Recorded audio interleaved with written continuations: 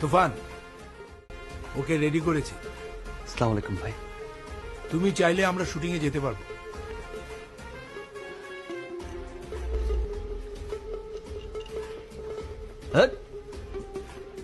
তাহলে স্যুট পরলেই তুফান হওয়া যায়?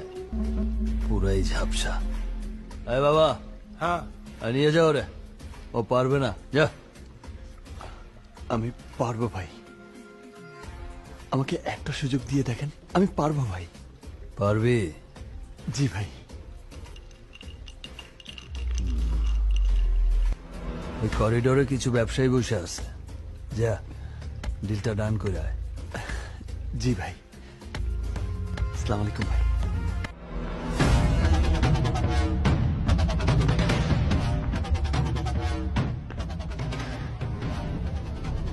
ব্যবসা করতে চাইলে 70%,